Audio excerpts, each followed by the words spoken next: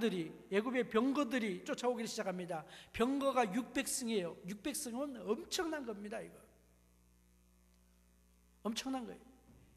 이스라엘 백성들이 당해낼 수가 없어요. 근데 하나님께서 홍해를 가르셨어요. 육지를 바다같이 건넜어요. 오늘 찬양 속에도 그 말이 나와요. 육지를 가른 게 아니라 바다를 가르셨죠. 바다를 갈라서 육지같이 건넜어요. 그리고 뿐만 아니라 애굽 사람들이 계속해서 쫓아오니까 바다가 다시 합혀지면서 그들이 다 죽게 됐어요. 원수들이 멸절되게 되었어요. 이제는 정말로 자유하게 되었어요.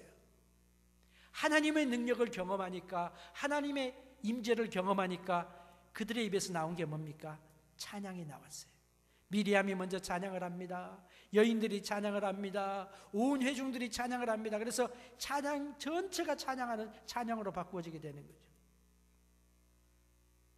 찬양을 경험하면 하나님의 은혜가 임하게 되는 것입니다. 찬양을 통하여 하나님께 영광 돌리고, 찬양을 통하여 은혜 받게 되기를 주의 이름으로 축복합니다. 그래서 성령은 뭐냐? 초점이 나에게 있던 것이 하나님께로 다시 바뀌게 해주는 거예요. 처음 시작할 때 우리의 기도가 어떻게 시작했습니까? 땅 보지 아니하고 어디 봤어요? 하늘 봤죠? 하늘에 계신 우리 아버지 하고 시작을 했어요. 기도가 끝나고 집에 가면서 어떤 사람은 다시 땅을 보고 가는 사람이 있습니다. 주님, 내 문제 해결해 주세요라고 기도했다가 끝난 다음에는 다시 그 짐을 지고 가는 거예요. 그래서 예배당에 들어오면서 기도하기 전에 하나님께 맡기고자 와가지고 하나님께 맡기고 기도하고 그랬지만 갈 때 다시 근심걱정 똑같이 하는 사람이 있어요. 그게 아니라 기도 끝난 다음에 우리는 누구를 다시 보느냐? 나라와 권세와 영광이 아버지께 있음을 고백하면서 하늘을 바라보는 거예요. 그리고 기도를 마치게 되는 거예요. 그리고 세상을 향하게 되는 것입니다. 찬양할 때 그 찬양은 하나님께 영향을 미치는 것이 아니라 사실은 우리에게 영향을 주는 것입니다. 우리의 생각을 바꾸고 관점을 바꾸고 태도를 바꾸어 주게 되시는 거죠. 하나님께서 오늘 제가 예배를 시작하면서 요한계시록 5장 12절부터 14절을 읽었습니다. 거기 보면은 천국의 찬양이 나옵니다. 요한이 계시 가운데서 환상 중에 천국의 찬양을 듣습니다. 온 만물이 큰 음성으로 죽임을 당하신 어린 양이 부와 능력과 부와 지혜와 힘과 존귀와 영광과 찬성을 받으시기에 합당하도다 그렇게 외칩니다. 또 들으니까 하늘 위와 땅 위에와 땅 아래와 바다 위와 그 가운데 모든 만물이 가로되, 만물의 찬양입니다. 보좌에 앉으신 이와 어린 양에게 찬송과 존귀와 영광과 능력을 세세토록 돌릴지어다 하니, 하나님 보좌 옆에서 하나님을 섬기는 네 생물이 아멘 하고 장로들은 엎드려 경배했다는 천국의 예배의 모습이 요한계시록 5장에 나옵니다. 뭘 보여주고 있습니까? 하늘문이 열리면요, 천국이 열리면 우리의 인생의 모든 문제가 아닌 거예요. 하나님께서 그것을 원하시는 것입니다. 기뻐하시는 것입니다. 자, 이게 송영인데, 이제 송영을 처음에 이 찬송을 하게 하신 그걸 우리가 이해를 했는데, 첫 번째 이유가 뭐라요? 나라가 영원히 아버지께 있습니다. 나라가 영원히 아버지께 있습니다. 아버지 나라가 영원합니다. 그런 이야기죠. 자, 그 말은 아버지의 나라가 영원합니다. 그 말은 이런 표현입니다. 하나님 아버지가, 예수 그리스도가 누구시냐? 예수님이 하나님이 왕이십니다 라는 그런 표현입니다.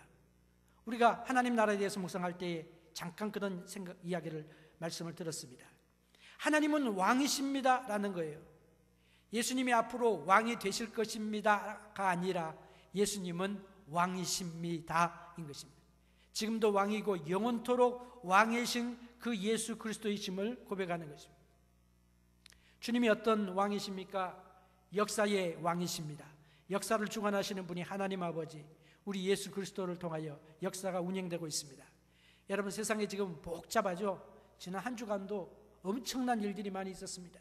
주가가 떨어져가지고 저는 스탁이 전혀 없기 때문에 떨어져도 별로 걱정이 안 됩니다만, 주가가 얼마나 떨어졌는지 2008년도 수준으로 다시 내려갔어요. 여러분, 세월이 얼마나 복잡하냐면요, 그걸 알 수 있는 것이 뭐냐면 금값이 얼마나 올랐어요. 지난 주간에 제가 잠깐 봤으니까 지금은 어쩐지 모르겠습니다만 금값이 1온수가 1,800불이 됐대요.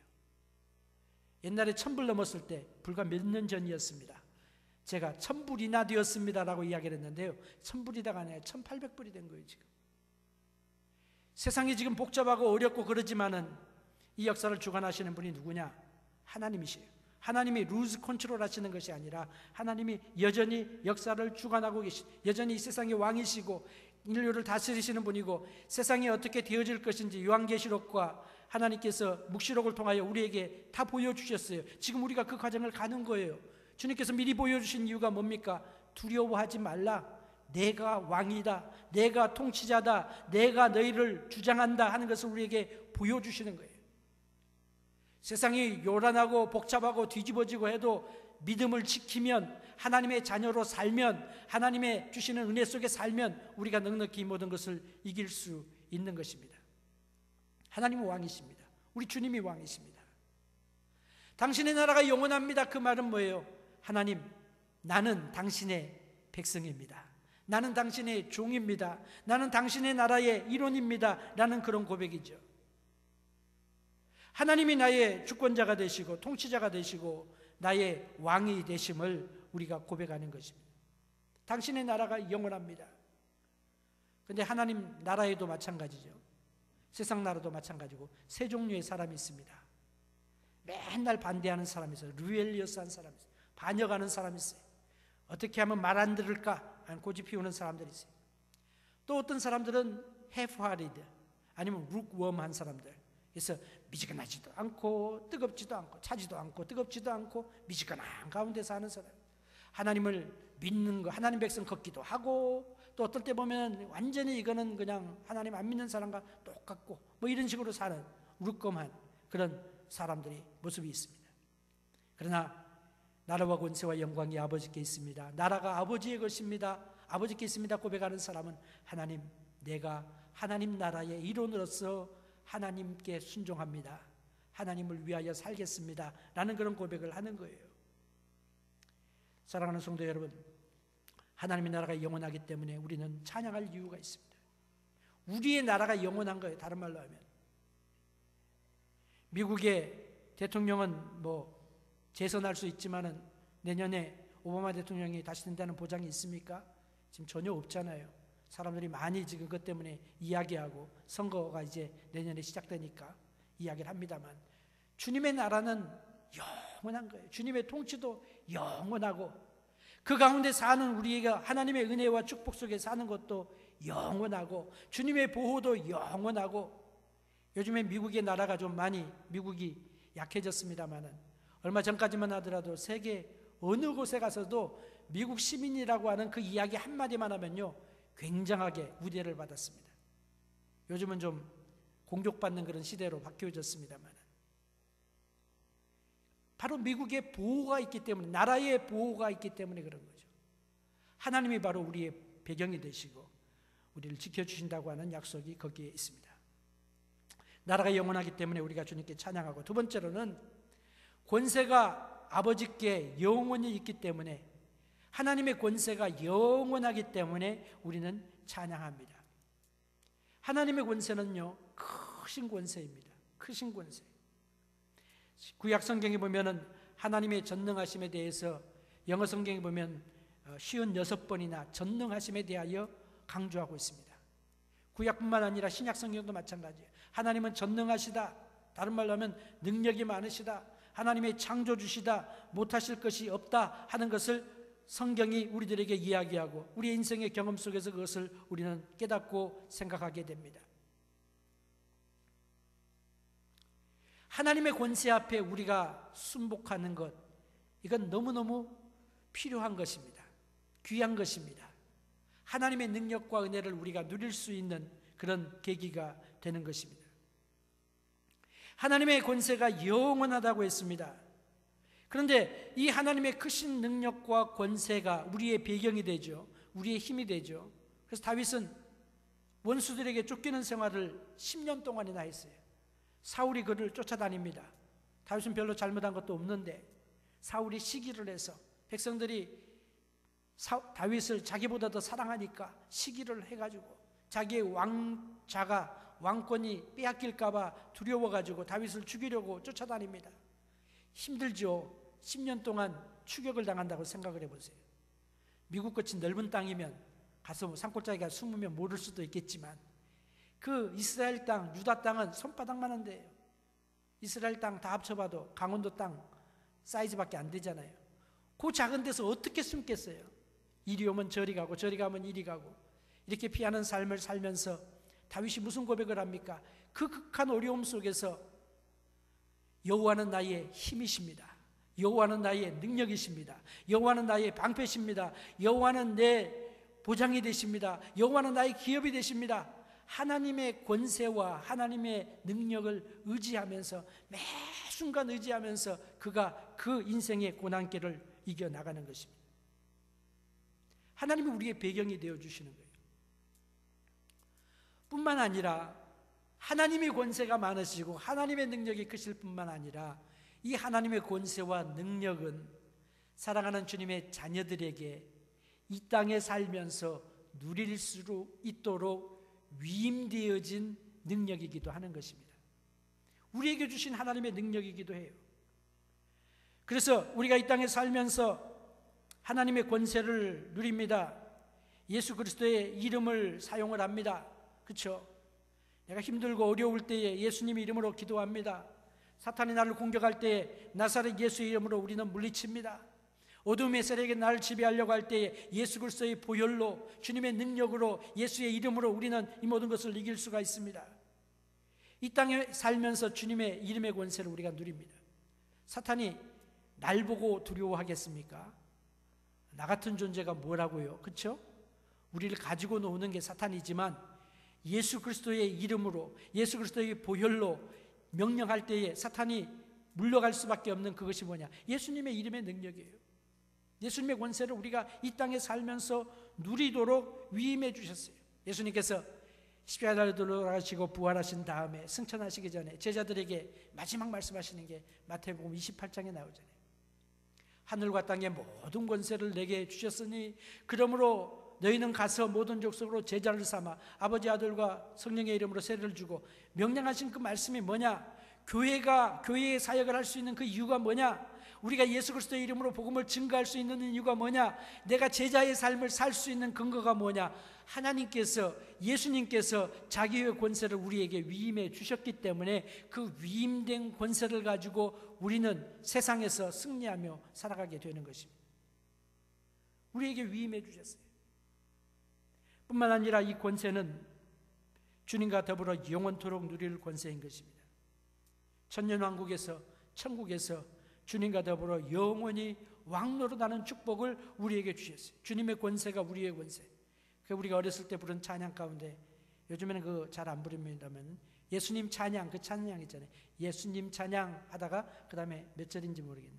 예수님 권세, 내 권세 그러잖아요.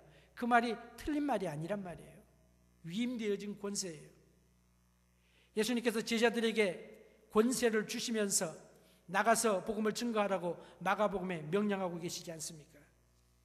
이 권세를 어떻게 누립니까? 예수의 이름을 사용할 때에, 주의 보혈의 능력을 의지할 때에, 성령님의 도우심을 받을 때에 우리는 이 땅에서도 승리할 뿐만 아니라 하나님의 은혜를 영원토록 누리게 되는 것입니다. 권세가 아버지에게 있다. 아버지에게 있다는 것은 찬양하지 않을 수 없는 이유가 되는 것입니다. 더 나아가서 영광이 영원히 아버지께 있기 때문에 우리는 찬양하지 않을 수 없습니다. 영광이 아버지께 있다. 좀 추상적으로 느껴지죠. 그러나 사실은 우리하고 가장 밀접한 그런 말씀 중에 하나입니다. 사람이 제일 되는 목적이 뭐라고 했습니까? 우리가 지난번에 묵상할 때 사람이 가장 의미 있는 삶, 복된 삶, 그리고 하나님이 가장 기뻐하시는 삶이 뭐냐? 그것은 나의 삶을 통하여 하나님께 영광을 돌려드리는 것이 최고다. 그것이 인생의 목적이다. 인생의 의미다. 우리 신앙 고백서에서도 그렇게 고백을 합니다. 그런데 사람이 제일 되는 목적을 이루며 삽니까? 하나님께 사람이 영광을 돌릴 수가 있습니까? 돌릴 수 없잖아요. 하나님 영광을 우리가 어떻게 돌릴 수 있습니까? 로마서 3장 23절에 보면 이렇게 말합니다. 모든 사람이 죄를 범하였음에 하나님의 영광에 이르지 못하더라 그랬어요. 우리가 죄인인 인간이 하나님께 영광을 돌릴 수가 없어요. 왜? 죄인이기 때문에. 우리가 하는 모든 것들이 하나님 기쁘시면 좋겠는데, 마치 어린아이가 진흙탕에서 시컷 놀다가 온통 진흙으로 뒤집어 쓴 사람이 와가지고 엄마 도와준답시고 빨래, 새하얀 빨래 이불옷창, 요즘에는 뭐 넣는 일이 없지만 이불옷창 탁 열어놨는데 엄마 도와준답시고 옷을 정리해주고 이불옷창 만지면 어떻게 돼요? 하얀 그 옷이 다 망가지는 것 아니겠습니까? 범죄한 우리 인생이 하는 것이 꼭 그와 같은 거예요. 사람의 노력을 한다고 선행을 행할 수 있는 게 아닙니다. 선행을 행한다고 구원받는 게 아닙니다. 그런데 하나님께서 우리를 위하여 독생자 예수님 보내주시고 예수님을 믿을 때에 우리가 하나님의 자녀가 되어지게 됩니다. 예수를 믿을 때에 우리는 하나님의 은혜 속에 거하게 됩니다. 그리고 난 다음에 예수를 믿는 하나님 자녀된 우리가 하는 모든 것들을 통하여 하나님께서는 영광을 받으실 수 있게 되는 것입니다. 하나님이 우리에게 하신 역사 가운데 하신 그 모든 일들을 여러분 곰곰이 생각해 보세요. 짧은 그냥 몇 마디의 말로 설명할 수 없는 그런 깊은 의미가 있지만 한번 생각해 보세요. 하나님이 이 세상에 오셔서 역사하시는 이 모든 일들의 의미가 무엇인가? 목적이 무엇인가? 그것은 타락한 인간이, 그래서 하나님께 나갈 수도 없고 하나님을 부를 수도 없고 하나님께 영광 돌릴 수 없는 그 인간을 회복하셔서 하나님께 영광 돌려드리는 존재로 바꾸는 것이 하나님의 목적입니다. 그리고 그 일을 이룰 때에 하나님께서 영광을 받으십니다. 하나님께서 우리 가운데 거하시는 모습을 보여주시죠. 구약의 성막을 짓게 하셨습니다. 천지를 창조하신 하나님이 인간이 만든 그까지 금조각 몇 가지 붙였다고 해서